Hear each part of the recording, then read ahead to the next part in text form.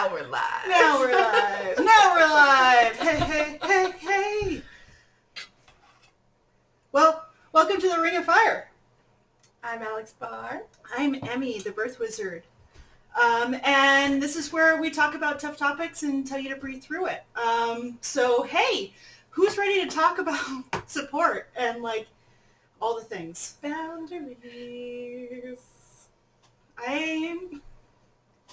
I can't tell you how many people, when we first started this and, like, kind of announced it and kind of said, like, this is the concept, how many were like, hey, so could you talk about boundaries? Yes. Yeah. Already the number one requested topic. Right. Please talk about how to have boundaries. So I always like backing way up. I think it would be important for us to recognize why do we think all of our family and our doula friends and like acquaintances and birth world people want to talk so much about boundaries. Because they don't have that's really what it is, right? So you don't have boundaries. Most people don't have boundaries in their own life. Yeah. I didn't learn boundaries till I was like 25. And I was like, oh, that's what they are. This is how I put it into practice. It took a lot of therapy to get to that point. And so how can you have it in your normal life? Yeah. If you don't have it in your normal life, you're not going to have it in your business. Yeah. Especially a business so personal and so intimate, like birthwork. Yeah. Yeah. I'm surprised you were 25. That's pretty young to be learning about boundaries. Like, I'm still learning how to do it, and, you know, it would be unfair for us to recognize that a lot of people in birth work tend to be mothers or identify as mothers and tend to have children at home, and then on top of it have other responsibilities outside of mothering. Yeah. They might hold a job, they might do some other volunteer work or whatever it may be, and then on top of it do doula work as a heart work. Yeah. So, I mean, it does attract a person who may already have squishy boundaries. Boundaries. Yeah. Who already has a hard time maintaining them. And right. Because it's not just about, this is my boundary. It's, you have to set it multiple times. You have to let everybody know about it. You can't just, like, it's so much work to not only have a boundary, but put it forth and make sure that the people in your life that love you and support you are following those boundaries as well. So it's a lot of work on your own. Yeah. On its own, on top of all the work you're doing in your normal life. Yeah. And your business and your parenting and all of that stuff. For sure. When was the first time you got encountered with, like, the word boundary and, like, instilling it in your life, and how is that copied over to your birth work? First time that experience was therapy. Thanks, Brenda. Brenda hey, saved guys. My life. If you keep following us on Twitter, once we hit 50 Twitch followers, we can start to monetize this so we can get Alex back to Brenda. So come on over to Twitch and follow us. I mean, it's free. So help us out. But it was like this revolutionary thing, right? Like, I can tell people what I'm comfortable with and what I'm okay with. And I can tell them what will happen if they press that boundary. I have a family full of people who don't know what a boundary is, don't respect them in any form, will bulldoze over them in a second, right? And it was terrifying to think about saying, you can't treat me this way. And if you treat me this way, then I'm not going to be in your life, right? Yeah. And it's really hard, especially when you're someone who is like a people pleaser or someone who you want to, like, people to love you and make you happy, make them happy and things like that. It's hard to set those boundaries. But so I started doing it because I was going to have a baby. I was pregnant. I knew the parent that I wanted to be before I knew the person that I wanted to be, kind of thing. So I knew the parent that I wanted to be, and I knew that wasn't going to happen without setting very clear boundaries from the beginning. So that was kind of my first practice in setting boundaries for myself, was setting boundaries for my child. This, you know, we do things differently than my parents did, than my grandparents did, right? And I set these boundaries, and my family was okay with them. I was very clear about them. My mom and my dad were like, sure. I was like, wait, that's all it took? That's all I have to do? I have been carrying this weight for years. Yes. But it's still hard. It's still something you have to do all the time. There's still people who don't respect it. There's still people you have to, like, set it over and over again. Yeah, for sure. When it comes to birth work, I still struggle with it. And when we put the question box on our Instagram, everybody was like, don't know, still working on it, still trying to balance, like, having boundaries with my clients, having boundaries with, you know, this work versus my life. And it's very, like, seems like it's a big problem. And I personally take on, I'm working not to, but I take on, like, the anxiety of the person I'm supporting. Okay. So I feel like I'm waiting to give birth. Like, I'm pregnant, and I'm like, when is this baby going to come? Right. I don't know how to put that down, you know? Yeah.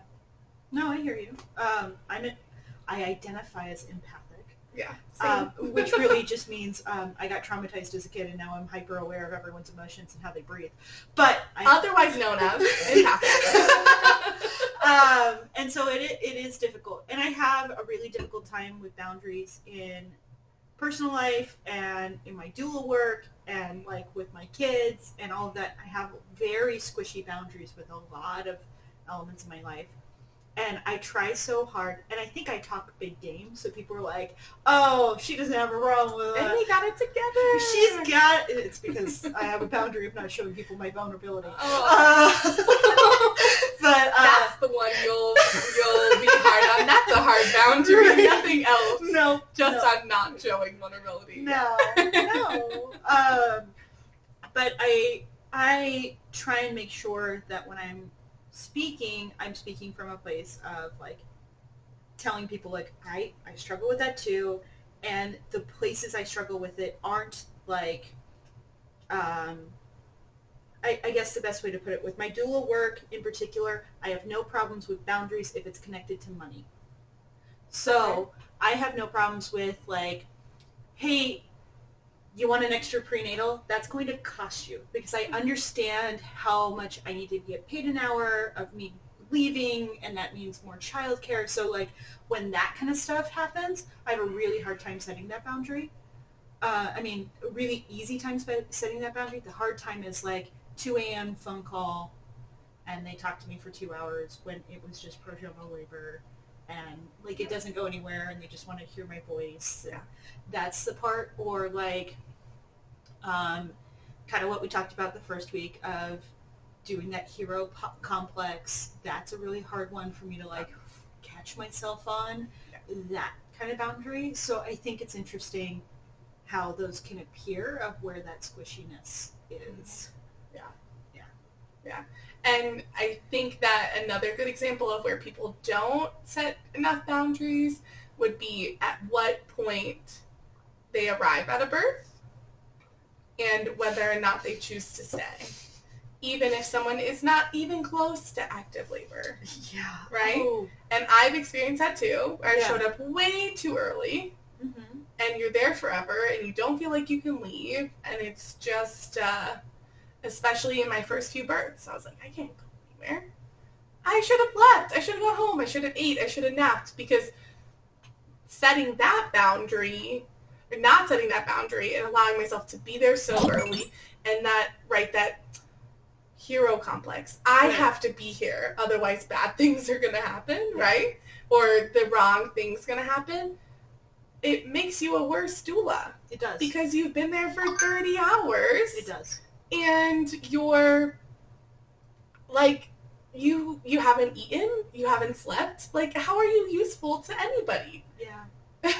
It, like, hurts my heart when I hear doulas, or even see them post of, like, who's at this hospital? I've been here for 30 hours. Like, it hurts my heart, because, like, I can feel that exhaustion. I can feel that frustration. I can feel that, like, get me the fuck out of here feeling. Like, Yes. and the reason they're reaching out in that way is so they can just sit in the cafeteria and be like, let me tell you some shit that's gone down for the last 30 hours. Please let me debrief for a moment, because I've been here way too long.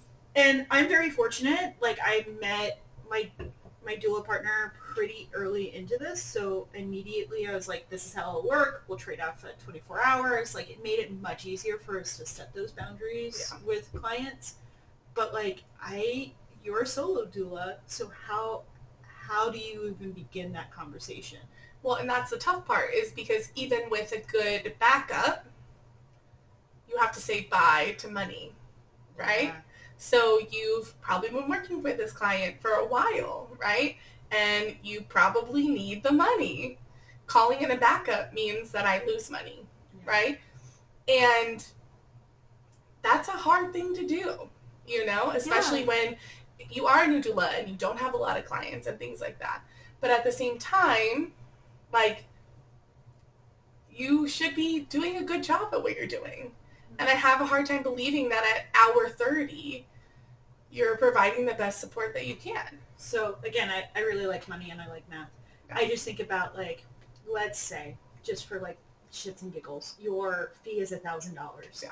And then you divide that by 10, that's $100 an hour, and you've been at that birth for 10 hours. And that doesn't include the prenatal, the, like, all the other stuff. And as you go further into it, you're dividing that in half and whatever the thing is. So I guess, like, is it accidental? Because mine was very purposeful of, like, making it very clear on, like, when I show up, because I have, like, a number in my head of, like, I have to be paid at least $25 an hour, and this means that I can spend this much time with this person. And it makes it sound unfeeling. Yeah. But I don't think it does. I think people may see it that way because it's hard. People really struggle to talk about money. People really struggle to, like, a lot of people say, I don't know that I could charge anybody anything. Yeah. Right? I hear that so often. Or it's like $300 and you know they're gonna get 3 prenatals from this brand new doula, and, like, from the moment you have your first contraction, the doula will be there. Side note, what the fuck do you talk about at the 3rd prenatal? Like, what is happening at 3 prenatals? Sorry, that's my own little thing. I think essentially at that point it's like a childbirth class. Right. Like, I really think that is the thought process behind the 3rd and the 4th prenatal. You might as well have charged them for a childbirth class at that point. I was wondering, like, what do you talk about at that point? Like, so what were you in college? Like what is even discussed then? But fine. That was not for me to shit on new doulas. That was just me, like, genuinely wondering. But they are providing so much effort and so many hours of time with their client. Yes. And they're not charging enough for them. You know? I forgot where I was going with this point. It's about money and how certain people won't even discuss that they could ever be paid for this work. Well, and that's the understanding is that, like you said, I am here for this many more hours. I'm not getting paid enough hourly to do this. Right. You know? And so it's just, if a client needed you for that long, like, that's fine. But if that's literally every client I'm showing up as soon as, you know, the first contraction, like, but I don't know. Because I even struggle with that, because then I think, like, are some doulas showing up too late? Are some doulas showing up after a point where this person maybe needed, like, that emotional support? Right. Is it, like, what is the issue of people not willing to go and then leave? Because you can go and check in, and then you can go home. That makes me so uncomfortable. To go home? To go home. Yeah. That makes me so uncomfortable. I've done that at a few births so far. It's great. You know? It feels very uncomfortable to say, like, can I leave? But at the same time, you know, if nothing's happening, or it's an induction and things have slowed down and your client is okay, if you can leave and take a nap or have a meal or something like that, you're going to come back as a better doula. I have only left one time. It was when I was mentoring an individual. It was her client. She was having early labor, all of this, and she swore up and down she needed me because my mentee was out of town at that point. Mhm. I was like, look, I'll go check in. I really don't think she needs me, but let's go see, right? And I was there for about 3 hours. She was talking. Like, there was no sign she needed me. If anything, she needed to go distract herself and go, like, get into actual labor. Like, I told her, I had hung out for, like, 3 hours. I had tried all the things to, like, kickstart it. Yeah. And as soon as it would kickstart, she would fall right back out of it. Mm. So these, techniques that I was doing of, one of my favorite ones is make people talk about their love story. Yeah. Because all that oxytocin. That's so cute, too. Yeah. Right, it's cute. It's also a cute way to be like, I'm getting to know you. Tell me how you met him or how you met her. And then, like, suddenly they're like, oh, let me tell you, like, who I made a baby with. So, yeah. They like the person they made a baby with. I've been a part of a couple of those, and I was like, wrong time. Wrong question to ask. Obviously it doesn't work for everyone because I've had IVF and, like, non-partnered people, but, you know, that's one of my favorite ones. The other way is, like, having them cook a meal. Like, literally, can you cook for yourself and have something to eat? No, I'm not going to cook for you, right? Because I need you to, like... You need to get up. You need to think about something else. Right, yeah. So, as soon as she started eating her cooked meal, contractions went away. Yeah. Like, because she wasn't really there yet. So I ended up leaving, and the entire time I was, like, just staring at my phone for the next day and a half until my mentee went in to, like, support her for real.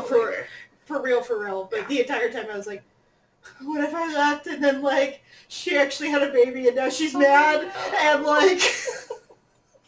Because that's my fear. It's like, I'll leave. Why is that your fear when you go and you leave because it's too early, but it's not your fear when you're like, I don't think you need me yet. I will come in when you're more in active labor.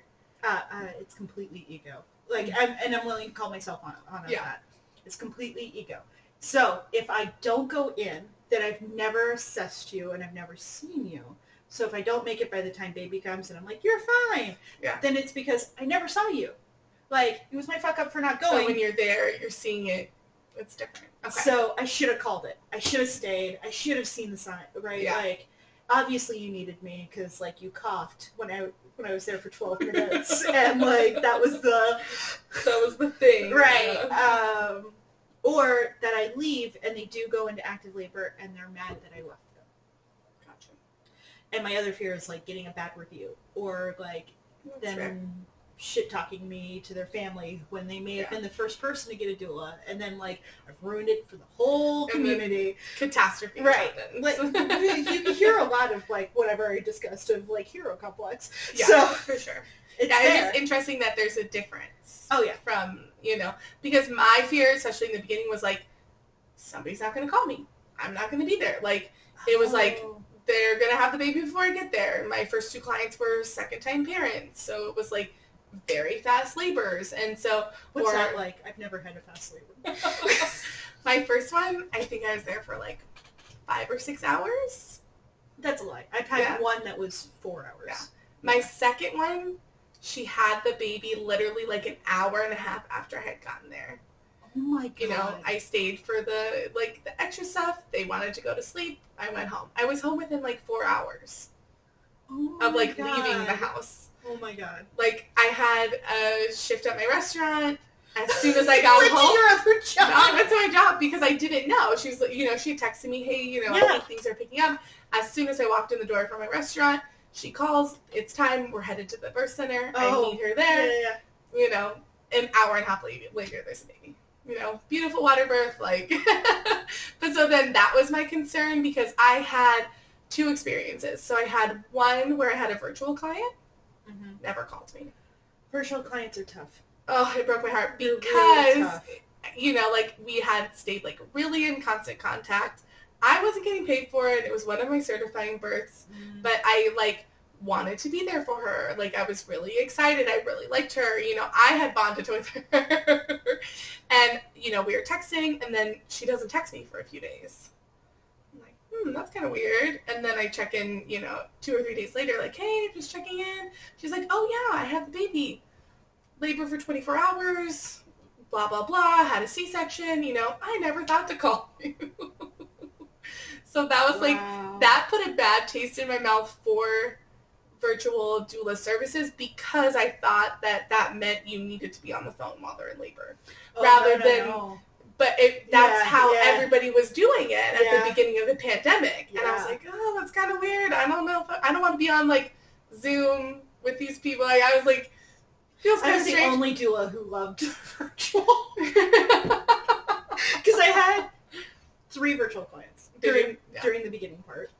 Where you were on Zoom or FaceTime or whatever the whole time. One of them I was. The other 2 I did like text. Yeah. I thought was and I would have fabulous. loved if she would have texted me, but she was like, I never thought about it. The problem though is they can just like fly off, right, and never check back in. But so it's always my fear that someone's gonna have a baby before they even call me. So then it's like one time I went in for someone's induction, like as they were getting induced, and I was like, this was a bad idea, you know, or they said they're gonna break my water. Okay, I will be there, you know, and then that was another time I was like, I've been here too long, you know, and then I finally worked up the courage to leave that client, and the second client called me in the middle of the night because her water broke and she was in active labor. I mean, and that's something that I think is grossly misunderrepresented and not taught in the trainings or like talked about in the community hall of when to show up for an induction. Yes. Or when to show up for a birth. No one told me when to show up for a birth. No. And like you'll hear anything from like it's a term I've like now adopted. Some education platform out there calls it bridging. So it's between early labor and active labor, where you can tell they're starting to leave that like everything's great and I can just ignore it to like active labor when I want to leave for a hospital. Yeah. But it's really tough to like hit that zone and know you're hitting it and not miss it, and and then induction is rough. And when to know when to show up because it's really personality based of when to be there because you have plenty of clients who do not educate themselves, and even though you've handed them the tools and handed them the things, they still are like, you're going to be there, right? Because this is going to take days. I'm not having a baby today. Are you sure? I've never heard that before. Because I've heard that so many times. The nurse that's like, oh, it's usually 12 hours. And it's like, no, Betsy, it's because you leave after 20. You had no idea. You shift change at 12 hours. You just imagine they have babies. My favorite are always when they like arrive for their next shift 24 hours later. They're like, oh, you're here? You're still here? Yes. Been here the whole time. No, she left. She had a baby. She came back. She's got a new baby. She's birthing. It's the when to show up is a big boundary thing. The money thing is another thing. I think that's a big one. Asking for more money, making, I know there's another doula podcast that talks about hourly language. Like, we're going to charge you hourly after the first 12 hours. What do you think of that? I don't know, because I know how it feels to be like, at this birth I made X amount of dollars an hour, and the next birth I made half of that per hour because of the difference in lengths of labor. Should I penalize someone for having a longer labor than someone else? Should I kind of think that it balances out? Typically, you'll have a shorter birth, you'll have a longer birth, or when you showed up for earlier or later or anything like that. Like, is that because so when I was a server, it was like, okay, I got a bad tip, but I also got a really good tip. Everything kind of balanced out at the end of the night. My hourly wage was very average. Right. After I've done 100 births, is it going to be, around even? Maybe, So that's what I don't know about hourly language. I think hourly language personally works really well for postpartum. Yes, yeah. I don't love it for birth, and it's for what you're just talking about. And it's not so much penalization, it's because of how unknown birth is that makes it really tricky. Yeah. And then I attend a lot of general C-sections. So it feels wrong to have that there. Yeah. Because essentially, let's say we hit 12 hours of them laboring and it ends in a cesarean, I'm essentially asking them to pay more because they had a cesarean. That's how I feel personally about it. And I think, weirdly, I came up with the perfect go around. I got with a partner, so it's like, you pay both of us extra, and then someone's always there, right? Yeah. Like, we just avoid it completely. But I do think about, like, in a case of, like, a backup situation, how the hourly language can really cover your ass. Yeah. Because, like, that becomes very easy to be like, hey, backup, you were there for 6 hours, I pay you $20 an hour. Yeah. There's your money. And maybe that'll be a little bit less than you being like, I split the fee in half, because I know that's certain people's language. Or like, my language with both of both of the people I backed up for is typically like $30 an hour to a certain point. After you've hit this point, then you get half of the fee, regardless of how long you were here. That way, you're not racking up $30 an hour for, 24 hours or whatever. But, so that's the way it's been. It's like $30 an hour up to a point. You know, you're guaranteed a minimum. Right. You're guaranteed a maximum kind of thing. My contract that I used to have people sign, because I was really mean, was you pay me a deposit if you want me to be your backup, which was $100. Yeah. And then you get charged the $20 an hour for 12 hours of support, and then half of your fee if I go beyond that. So it was making it very clear, like, maybe you don't want to call me in. Maybe you should just attend that fucking birth. Like, because in the beginning, like, to attend, like, I started at the very beginning of the pandemic, so to attend other people's birth was rough. To, like, get in and, like, create that whole thing. So, yeah, I purposely made it to where people didn't ask you to be their backup. No, yeah, no. The backup thing's hard because, like I said, if you do call them in, you know, just because you hit 24 hours, you know, then you are losing money. Or it's not like, oh, I'm at a different birth and someone needs to go to the second one. It's, I think a lot of people struggle with that. I think the partner model is a great model, personally. I think that it does give you, like, someone to lean on, because I think a lot of that anxiety of, like, I have to be there at the right time, I can't miss this, like, you know, this kind of, like, all the anxiety surrounding being on call and being there for births. And like, it could be helped if you had someone who's, like, there with you in it, kind of thing. The biggest anxiety I face, and I faced it today, is the fallout that can happen after a birth. And today's my daughter's birthday, so, like, that's a rough thing with boundaries of, like, being so exhausted and asking my family for more time to recover on a special day.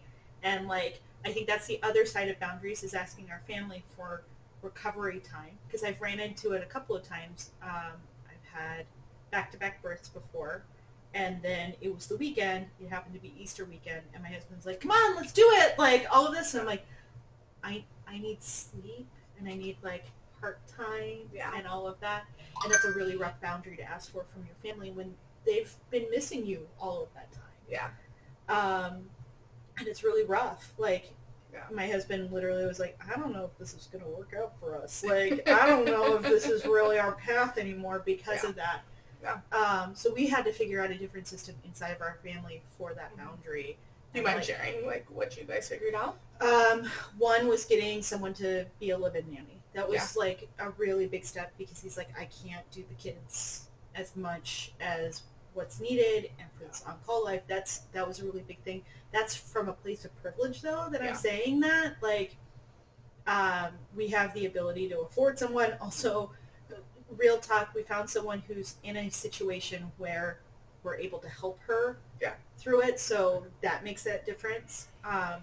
Second big thing that happened is me being clear on what I needed. I came from a background, kind of what you're talking about, of boundaries. They don't exist.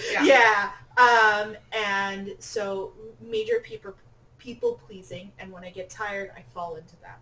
Of, like, I just want to make everyone happy, so that way I can, like, fall into the background, and, like, then they don't expect more from me, right? Like, if I just made you happy, then, like, no one gets hurt.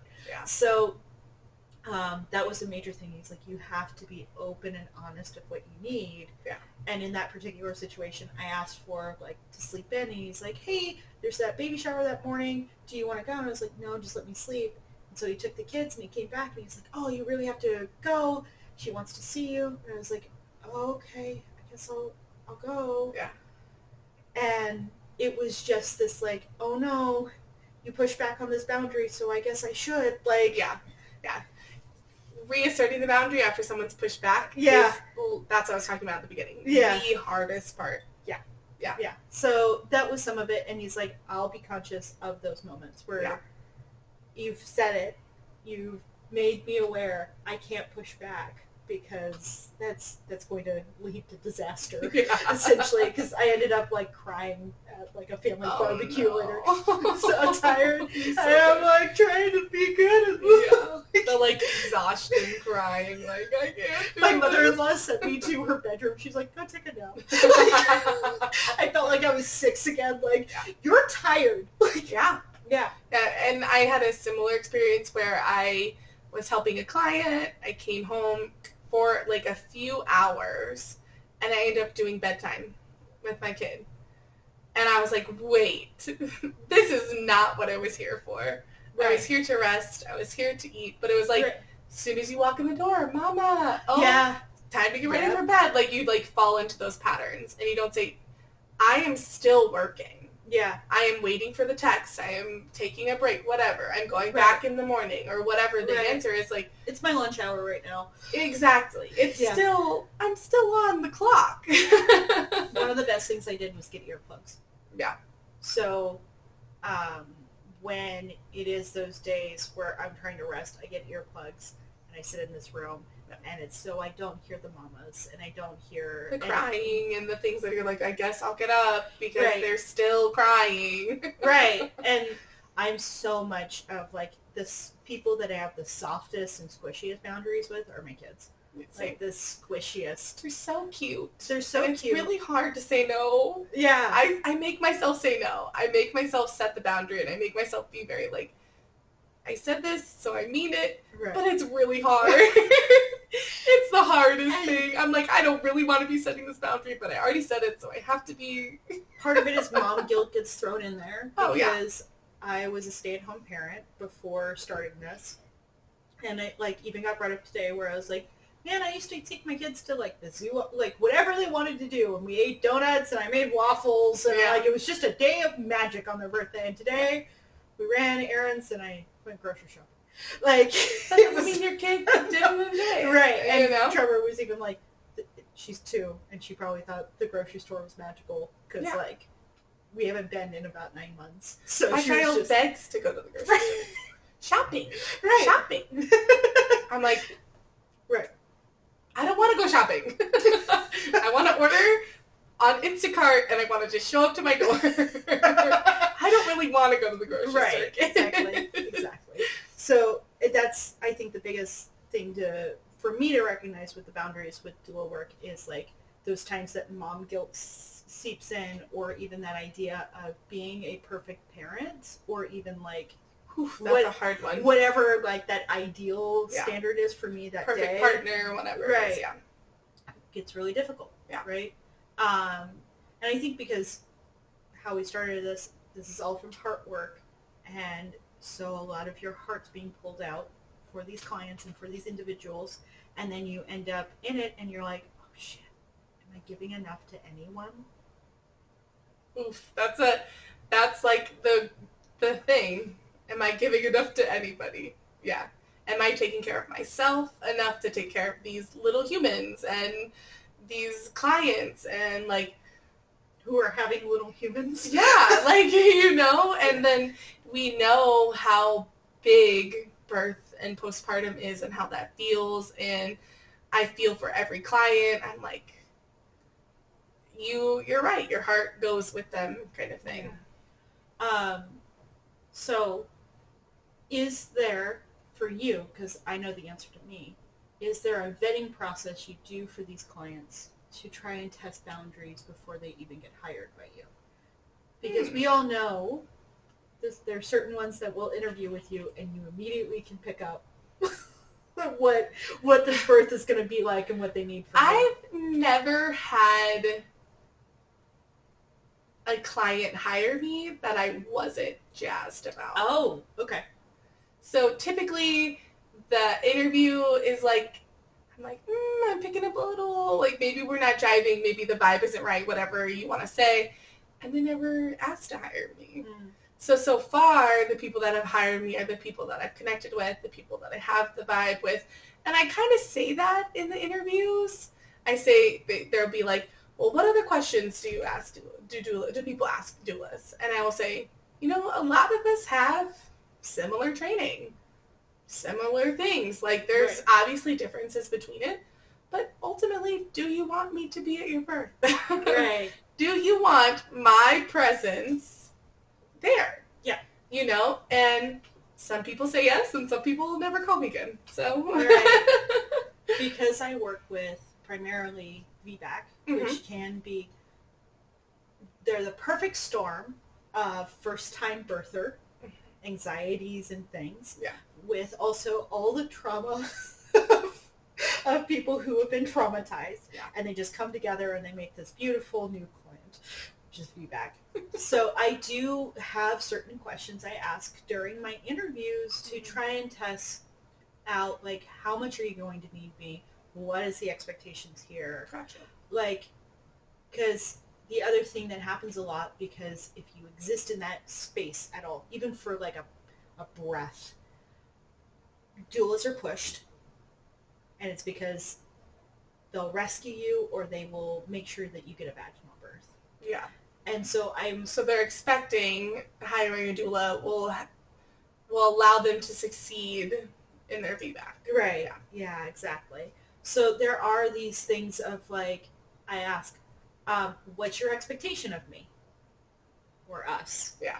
What do you see my role being? I end up I asked those questions, but I didn't think of them in that way. Yeah. Yeah, because I asked that,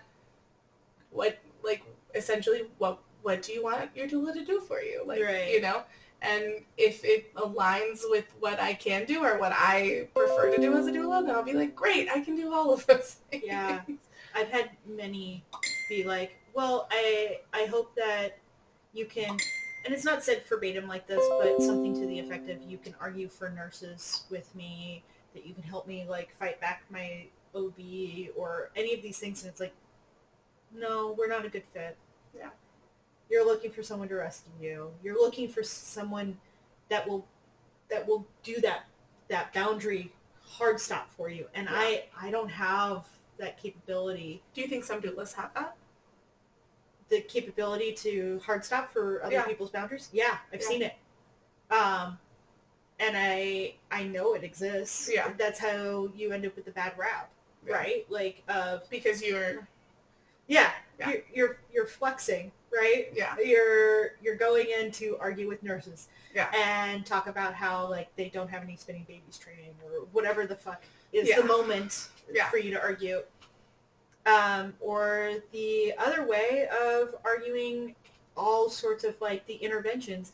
And literally, a few months ago, there was that chick who went viral because her doula was telling her to ignore medical advice. Oh, she's like a famous person. Yeah, I know who you're talking about. But her doula was overstepping that boundary and trying to step in for her because this lady wanted a certain type of birth. Yeah. And so she was trying to, like, nope, get you that don't, at all costs. Right. Yeah. And she was trying to overtake what even her own wishes and boundaries were, because she was down for going. She just wanted to know what to do. Yeah. Next. And I think that's another boundary to talk about. Do you know what your scope of practice is? Like, do you know what you're there for? Do you know what I'm saying? And I think that's a hard one, because literally people don't know what doulas are. They don't, like, at all. They've never heard of them, or they have, like, 100 different ideas of what a doula is and what a doula does. And it's so different for so many people because it's not a part of, like, the cultural consciousness yet. And I think it's getting there, but I hear a lot of different things about what people think doulas are and what they do and what they provide, So, and I think that's another part of it. Like, and I think that should be made clear to the people who hire you. Yeah. This is what I'm here for. This is what I can offer you. If you're looking for something else, I understand. Yeah. Rather than like, I will do anything you want me to do because I really want to be hired, which it's really hard to not fall into that trap. I mean, and I have to admit there's been moments where I've completely stepped out of my boundaries because I've wanted to be hired. Yeah. Because I'm like, oh my God, this would be so great to attend. Yeah. Oh my God, I have to be there. Or the other side of like, this person really needs me and I could help them, and stepping outside those boundaries, even though they're asking for the 3 prenatals and the things that I would normally be like, no. And the biggest one I avoid are when they think I'm a midwife. I don't understand that. I kind of think that's like, I've had lots of people ask it. Actually, my best friend, I had been a doula for a while, and she was like, message me, okay, I just figured out what you do for a living. Because in class I had to like write a paper, like a comparison paper. So I looked up the difference between a midwife and a doula. Now I know what you do for a living. I've been doing it for a year. She knew about it. Of course, she knew like before I even attended like the training or whatever. Right. She literally was like, "Oh, now I know." I was like, I could have explained it to you at any point prior to this, but cool. And my grandma still thinks I deliver babies. And like half the people are like, I had someone when I was first doing my training, which was just like, it was 5 weeks. And I was like, oh, I finished my training. They're like, that quickly? They taught you how to deliver babies that quickly? You just started. I was like, that's not my job, dude. They were appalled that I had learned how to be a midwife in 5 weeks. That feels like one of those really bad ads, like at like 2 a.m. advertising for the college that can get you through in a year or whatever thing.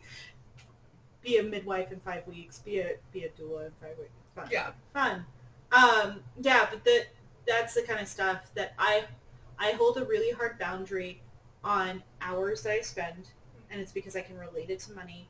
I hold a really hard boundary with the language used. Yeah. And it's because I try my absolute best not to step out of my scope.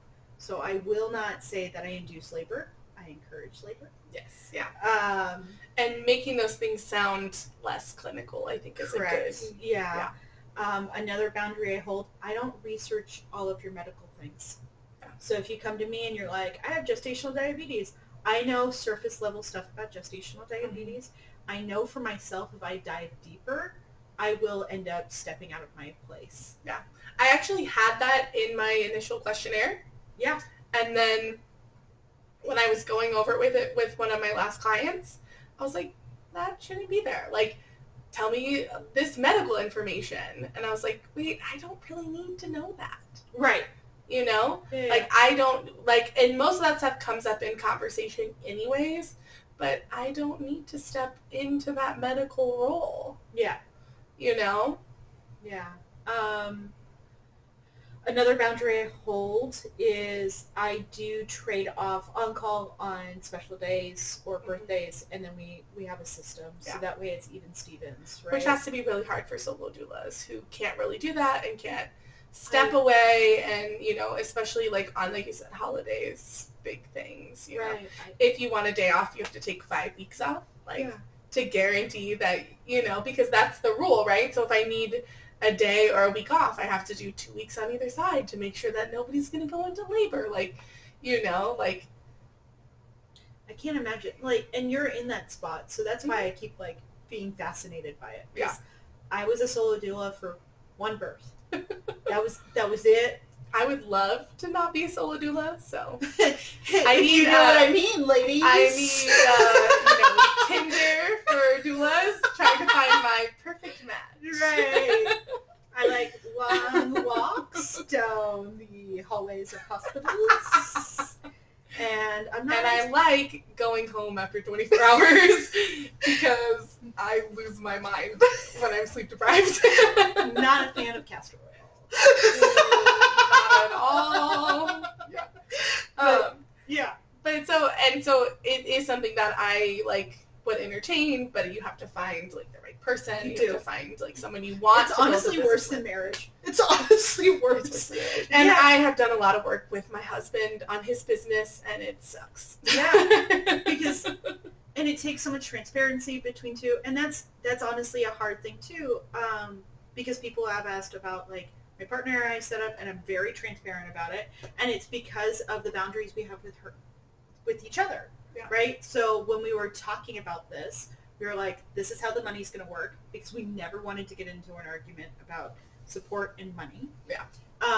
We make sure that it's very clear when we're upset with one another, or like a bad call was made, or whatever it may be, and we're also always trying to be on the same page to an annoying extent. Yeah. But we do this because that way there's never a boundary crossed or a place where we end up being like, oh no. I have to have this conversation. Right. More than often than not, people aren't going to have the conversation. Yeah, exactly. Yeah. So, so when people ask me or her or both of us of like how our partnership works, we're like, this is how it goes. We split the deposit 50-50, and then whoever attends the birth gets the rest, and we both are there for this and this, and that's how it flakes out. And you'll always, every time I've gotten the response, it's like, wow, that sounds so easy. Yeah. Because it's hard. It's hard to be like, I want my son's birthday off in October, so I take the last week of September, and I have to block out the 2 weeks after, and it's like, it is crazy. You should be able to, like, again, you should be able to have a life. Yeah. You're a person. You're not just a birth worker. And that on-call feeling and the on-call life is really difficult to adjust to. It is. And so not having someone who can, like, back you up or let you take the day off or, and if you're a solo doula, what are you going to do if you get sick? You know what I'm saying? It's things like that can always happen. Having someone who can help, who can pick that up, who knows your clients already, I think that's a great thing. Yeah. Because even being a backup at a birth to clients that I don't know is hard. It's weird. It's hard. It's hard to be That's there. Charging so much. No, it's tough. It really is tough. And so it is just like, it's something I've thought about a lot. I'm like, it seems like that's an ideal way, Right. Yeah, for sure. And I know there's actually professional doula backuppers, like people who just do doula work as backups. Mm-hmm. And that I find incredible. Like, Oh, God. Thankfully, not thankfully, but I've been the backup for a few people, but I've only been to one where I had to be at the birth. Oh, yeah. So, yeah. And I think it went great, but I didn't know these people.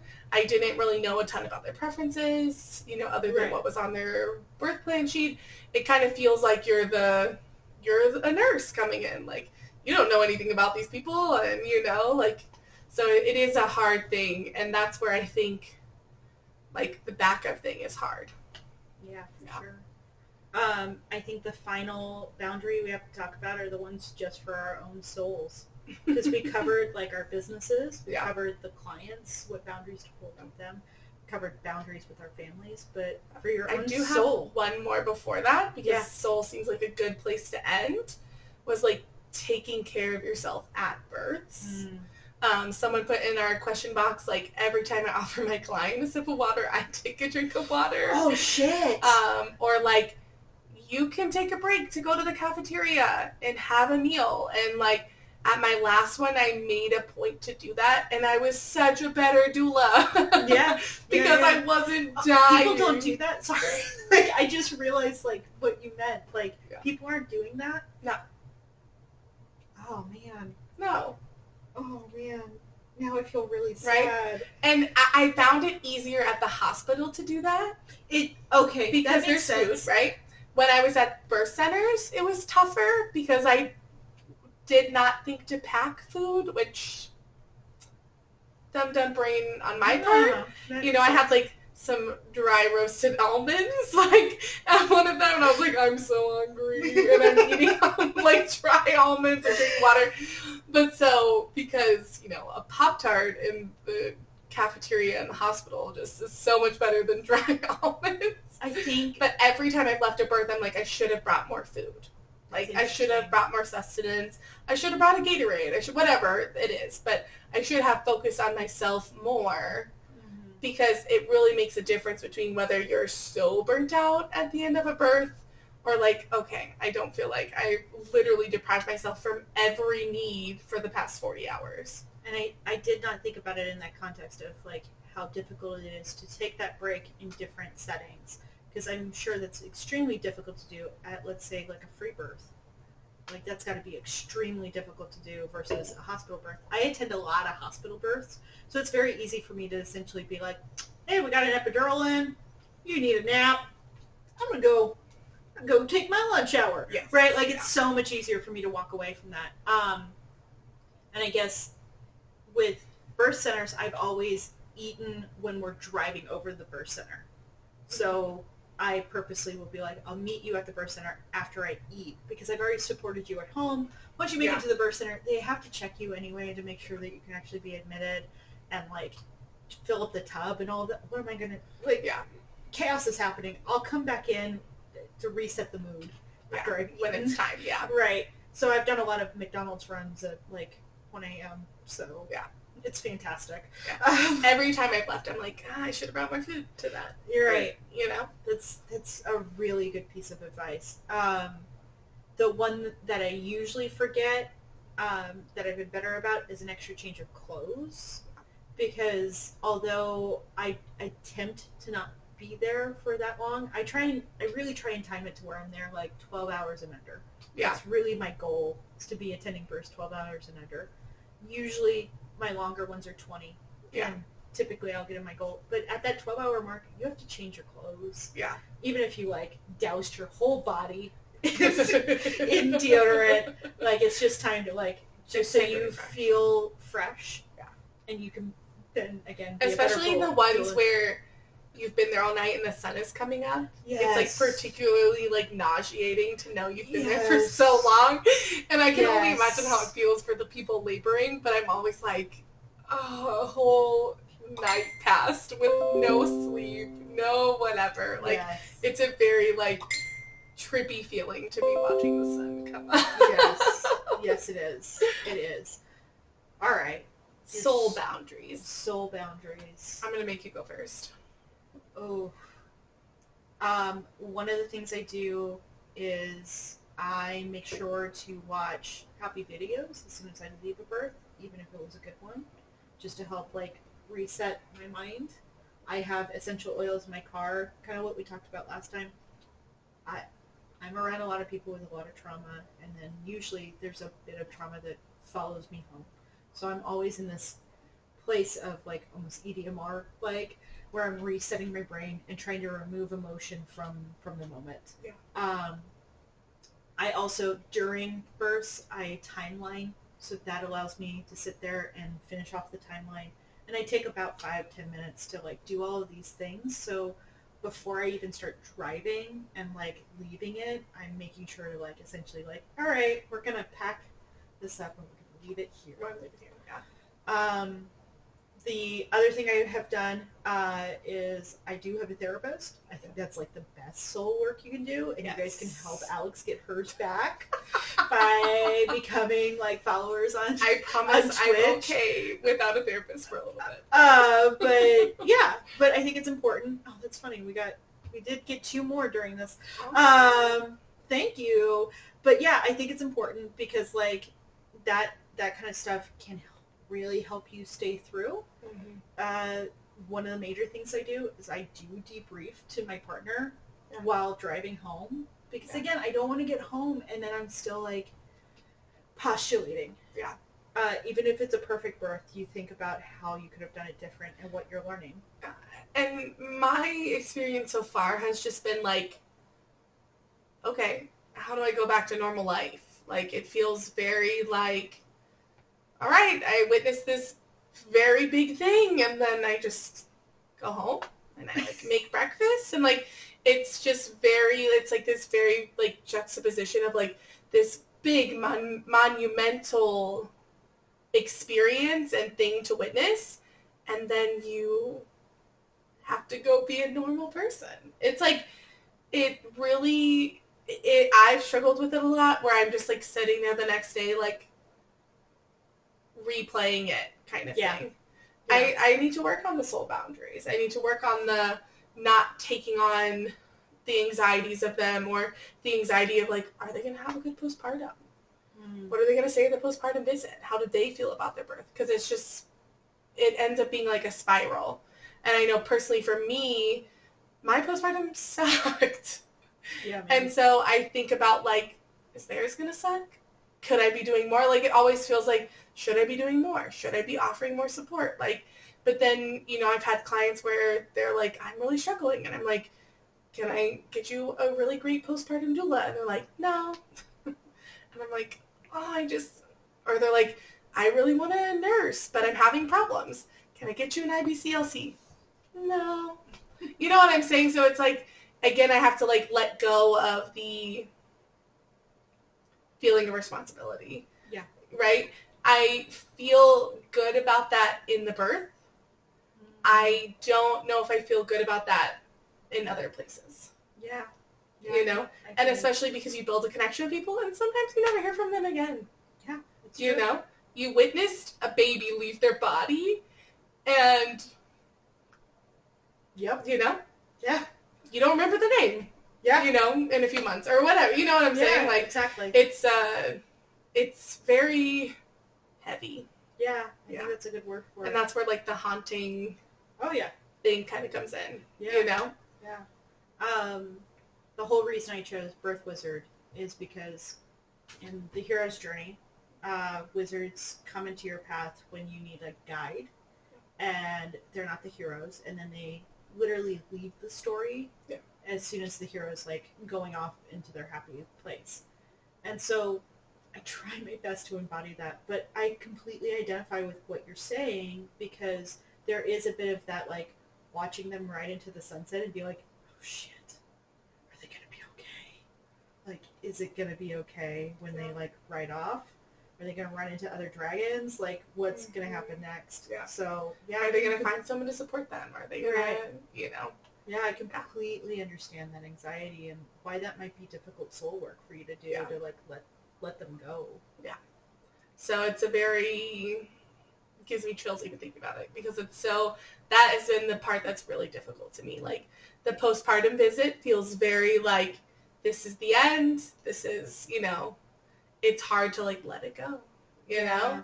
So. Yeah, but just like Lyle said, we gotta let it go. Exactly. We have to let it go. I do think it's interesting though that you and I have different soul work that we postulate on, right? Mm-hmm.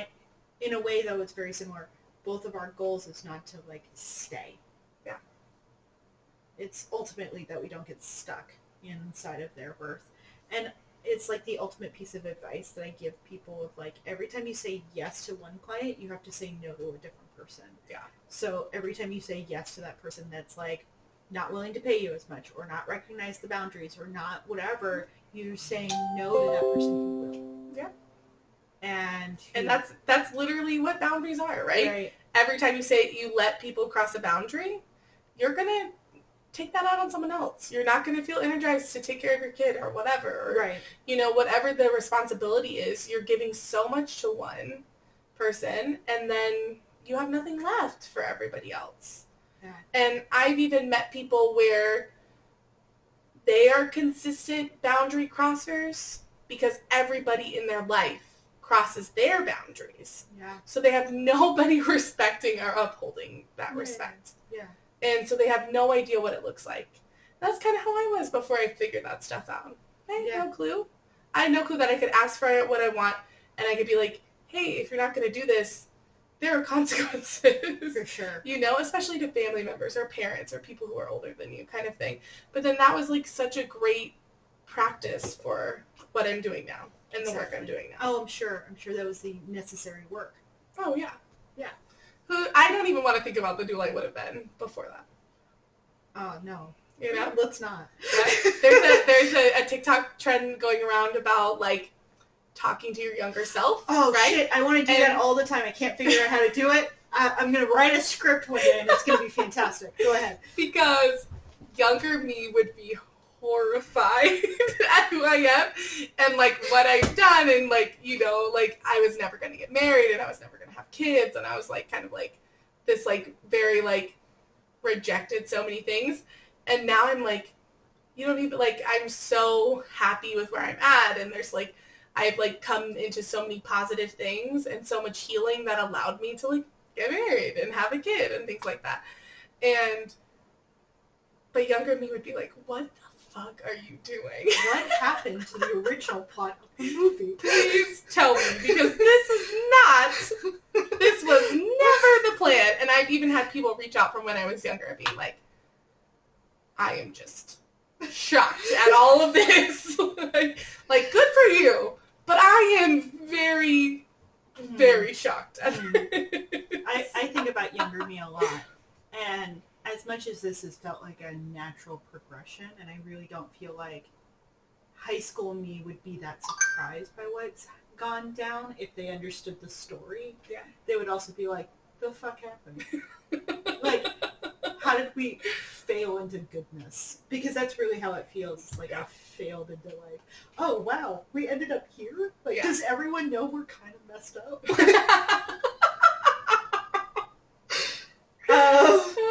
Yeah. That's fantastic, though. I think that's beautiful. So perfect. I'm so glad that our soul work is essentially the same, and we can call each other out on it, of like making sure that we're adhering to it, letting that stuff go. Yeah.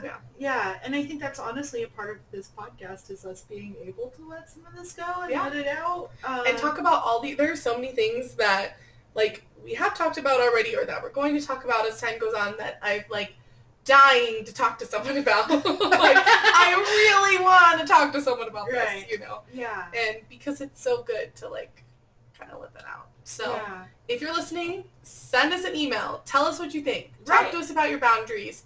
Send us a message on Instagram. All of the things. Yeah. Every Friday we'll be here at 7 o'clock. Yeah, we will be. Everything's Ring of Fire podcast. Yeah. So it makes it really easy to find us.